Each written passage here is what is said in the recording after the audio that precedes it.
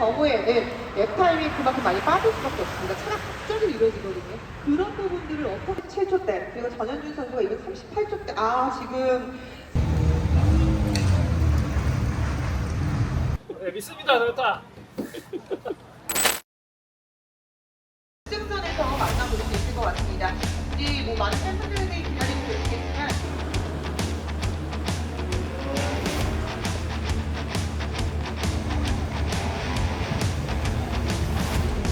이 차는 프레젠테이션 버전입니다. 달리고 있는 차들이랑 조금 다른 부분이 있는데 GT 윙? 어떠한 이유에서인지 삭제가 됐거든요. 너무 아쉬워요. 작년 탈곡 레고 레이스 달렸던 루키 레이싱의 프리우스를 보면은 되게 멋있는 윙이 달려있어요. 그런 포인트를 원했는데 아쉽게도 이 GT 윙이 삭제됐네요. 이거 TRD 바디 킷이네요. 이거 앞에 프론트 여기 반대.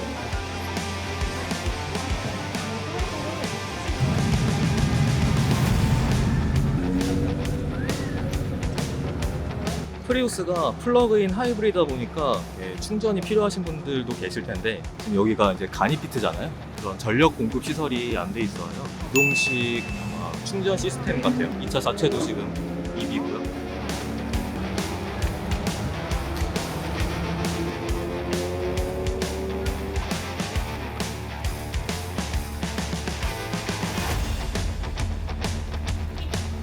경우에는 랩 타임이 그만큼 많이 빠질 수밖에 없습니다. 차가 갑자기 이루어지거든요.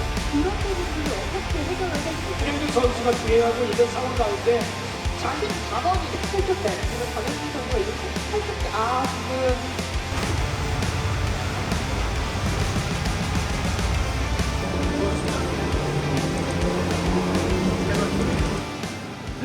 프리우스에 지금 이게 이 상태가 많이 맞나요? 한국에서? 거의 세계 최초죠. 저희가 되게 궁금증이 많은데 인터뷰 시간을 좀 가져보고자 도움을 요청드렸습니다. 안녕하세요. 네. 레드콘 모터스포츠 레이싱팀의 드라이버 이율입니다. 일단 보통 프리우스가 레이스랑은 연관짓기 되게 힘든 차잖아요. 그런가요? 이렇게 빨라 보이고 이렇게 파워풀한 차를 왜 그렇게 생각하는지 모르겠지만 이번 세대 오면서 스포티함이 좀 강조된 것 같아요. 왜 이 차로 하려고 했는지 어제 오늘 타보고 약간 좀 느껴지기는 했어요. 차체 구성이라든지 이 공기 저항을 굉장히 줄이는 이 바디의 쉐입이 레이스카의 어떤 형태를 가지고 있는 제 딸인데 안녕. 여기 앉을까?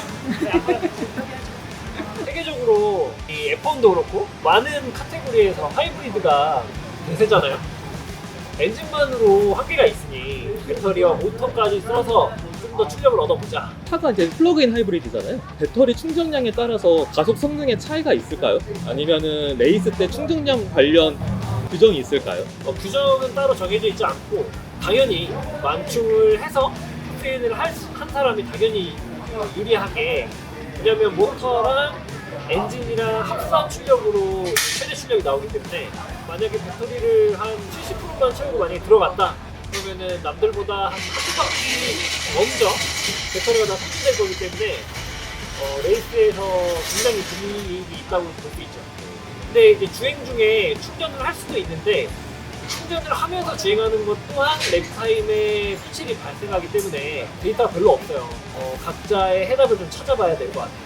매니지먼트를 하면서 가는 게 나은지 아니면 최대 출력으로 짧고 굵게 딱 쓰고 나머지를 메인터널 하는 게 나은지 이런 거.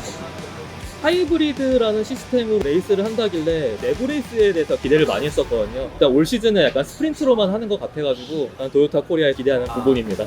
저도 기대를 해요. 이게 사실 내구에서 만든 차기도 하고 슈퍼레이스의 한계가 아닐까. 워낙 다양한 클래스들을 정해진 시간 안에 해야 되니까 도요타와 다른 프로모터와 콜라보가 된다면 거기에서는 가능할 것 같은데 이 안에서는 아마 쉽지 않을 것 같다는 생각이 듭니다.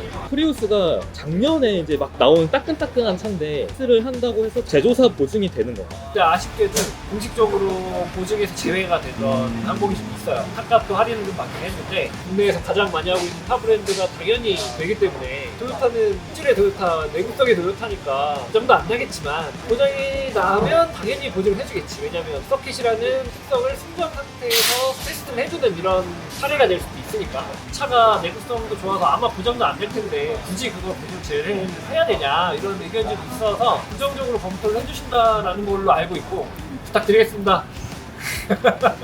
네, 믿습니다, 토요타. 3년 시즌 참가 원칙으로 알튠이랑 레이스 기어 같은 거를 이제 지급을 받으셨는데 그거에 대해서 합리적으게 생각하시는지. 그래서 이걸 지원해준다 했을 때, 와, 이거는 꼭 해야 된다. 선착순이니까. 그럼에도 불구하고 이제 선착순에 못 들어왔었어요. 몇 분이 이탈을 하셔가지고 이제 순위 딱 들어왔는데, 지금 입고 있는 옷이나 여기 있는 레이싱 휠, 타이어도 굉장히 저렴한 가격에 브리ヂ스톤에서 지원을 해주셔서 거기다 성능비까지 지원을 해주시기 때문에 굉장히 도움이 되고 있다. 프리우스 하면은 이러고 지나가. 이제 프리우스 하면은 또 특징이 있죠. CVT, 9단 자동 변속기가 있는데 이게 레이스 할 때는 과연 성능이 제대로 발휘가 되는지, 과열 같은 게 심해가지고 다운이 되는지 그런 부분도 약간 궁금해요. 그 부분이 시작하기 전에 가장 걱정되는 부분이었어요. 예를 들어서 슬립, 엔진의 동력이 타이어에 100% 전달이 안 되는 그런 상황이 생길까봐 가열이 되면 오대오들 주행하면서 그런 상황을 느낄 수 있겠죠. 이제 여름이 되고 점점점 뜨거워지면서 정하면서는 저희가 해보면서 검증을 좀 해봐야 될 것 같아요. 또 한 가지가 한정 상태의 타이어라면 아마 문제가 없겠지만 성능이 좋은 하이그립 타이어를 끼고 있어서 타이어에서 오는 그 부하가 걱정이 되는 부분이 없진 않아 있어요. 토요타라서 믿고 있는 거지. 어떻게 차를 만드는 브랜드인지 알고 있기 때문에. 프리우스 하면 좀 패밀리카 같은 느낌이잖아요. 근데 거기다 지금 롤케이지를 박아놨습니다. 데일리로 쓰는데 불편함이 없으신지 궁금하네요. 롤바가 되어 있는 차를 받은 지가 3일 정도 됐어요. 뒤에 짐도 멋있게 되어 있어서 이거 어떡하지 지금 고민이 많아요. 왜냐면 둘이었을 때는 상관이 없는데 이제 한 명이 더 타야 되니까 롤바를 경기제만 하고 이제 경기 끝나면 다시 떼고 이래야 되나 고민을 하고 있어요. PHEV 이제 그 클래스로 들어오면서 이제 살짝씩 변한 부분들이 있어요. 어디 부분이 되는지 좀 한번 알려줄 수 있을까요? 스플리터라고 해서 공기 밑에서 위로 가는 공기를 좀 분리해줘서 공기를 좀 정리해주는 이런 파츠라고 보시면 돼요. 사이드 쪽으로 넘어가는 공기도 한번 위아래를 좀 나눠서 정리를 해주는 그런 에어 파츠가 정리되어 있고, 뒤쪽도 보시면 이게 여기까지가 수정이고 여기에 추가로 붙여서 저압 상태로 만들어서 그래서 다운을 좀 만들어주는 그런 파츠가 들어가 있습니다. 힘이 커졌어요. 사이즈 위치가 커지고 폭이 넓어지면서 좀 더 그림이 좋아지. 여기 이제 브레이크 시스템은 순정인데 브레이크 패드를 좀 육각 버스 제품으로 이제 업그레이드가 되고 댐퍼가 순정이 아니고 조절식 댐퍼가 들어가 있어요. 새 차 냄새가. 브리트 버킷 시트에 이제 이게 롤케이지. 진짜 데일리로서는 모든 걸 포기해야 되는 다 볼트온이군요. 역시. 다행히 이제 볼트온이라서 풀러서 떼려면 뗄 수 있는데 간단한 일은 아니라서 사실.